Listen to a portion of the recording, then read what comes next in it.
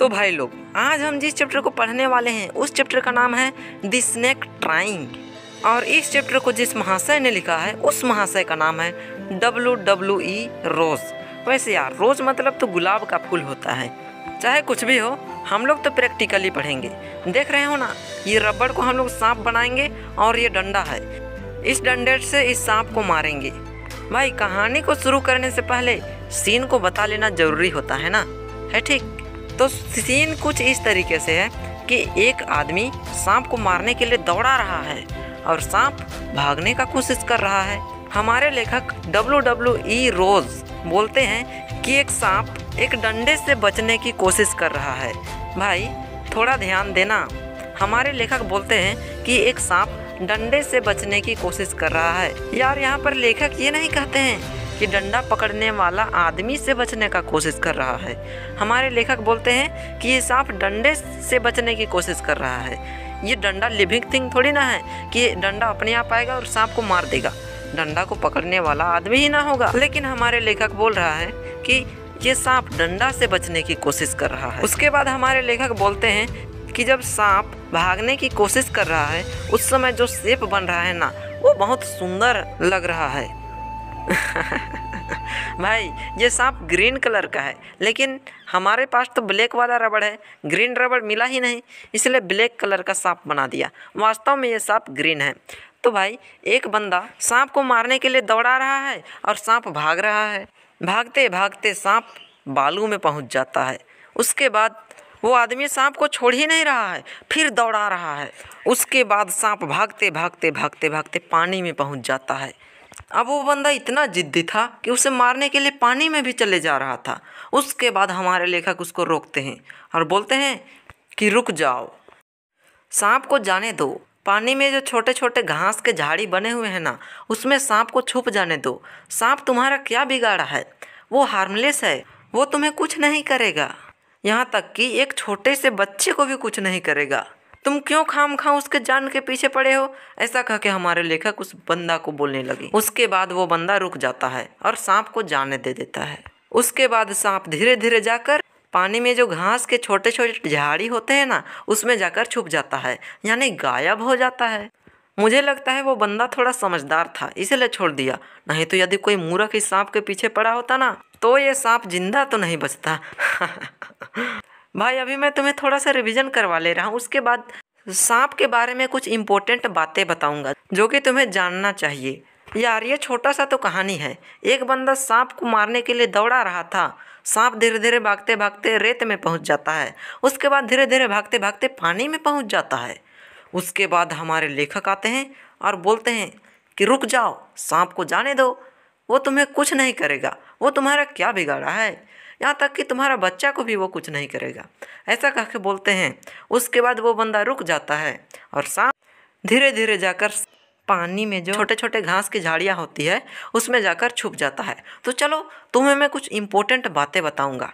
तुम्हें मैं ये भी बताऊँगा कि जहरीला सांप कैसा होता है, उसकी पहचान कैसे होती है। ये सारा चीज़ बताऊँगा दोस्त, टेंशन नहीं लेने का, मज़े में बताऊँगा। यार, इस दुनिया में बहुत सारे सांप हैं। कुछ सांप हार्मफुल है, कुछ सांप हार्मलेस है। यानी कुछ सांप यदि तुम्हें काट भी लेता है ना, तो कोई दिक्कत नहीं होता। जैसे कि हमारे भाषा में एक सांप का नाम है डोर सांप और एक सांप का नाम है धमना सांप। लोगों का मानना है कि यदि ये सब सांप काट लेना तो कोई दिक्कत नहीं होता। लोगों का मानना है कि इन सब सांपों में विष एकदम नहीं होता। लेकिन कुछ जहरीला सांप जैसे कि नाग सांप, जड़ा सांप, जड़ा बहिरा जड़ा भी बोलते हैं। भाई, हमारे भाषा में ना सांप का बिल्कुल अजीब अजीब नाम है। दोरहा सांप, कराइट सांप, बहुत बहुत अजीब अजीब नाम है दोस्त। तुम अपने भाषा में बताओ ना इन सब सांपों का नाम। यार, सांप जैसे दोरहा सांप, उस सांप में कुछ इस तरीके से इमेज होता है, जैसे कि छोटा सा भाग पीला होता है, फिर छोटा सा भाग काला होता है। तो ये सब सांप ना भाई बहुत खतरनाक होता है। यानी एक बार काट लिया ना तो उसके बाद उसका इलाज ढूंढना बहुत ही मुश्किल हो जाता है। हालांकि आजकल तो हमारे साइंटिस्ट लोग इलाज ढूंढ ही लेते हैं। भाई, कुछ सांप छोटा होता है और बहुत जहरीला होता है, जैसे कि बहिरा जड़ा सांप।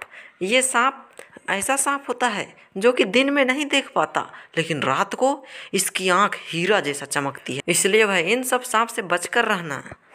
भाई तुम्हें मैं बता देता हूँ, यदि तुम सांप को कुछ नहीं करोगे ना तो सांप भी तुम्हें कुछ नहीं करेगा। जैसे कि तुम जा रहे हो और तुम्हारे पाँव में सांप पड़ गया तो वो सांप तुम्हें जरूर काटेगा। भगवान ना करे कि तुम्हें काटे, लेकिन ऐसा होता है दोस्त। यार मैं तो एक किसान का बच्चा हूँ, खेत में तो जाना ही है। तो भाई खेत के मेड़ में बहुत सारे जहरीला सांप भी छिपे होते हैं। अब काम करते समय ये सब सांप तो पाँव के नीचे आ ही जाते हैं, तो इसीलिए ये सब सांप को तो मार ही देने में भलाई होता है, क्योंकि दोस्त ये सांप तुम्हारा जान भी ले सकता है।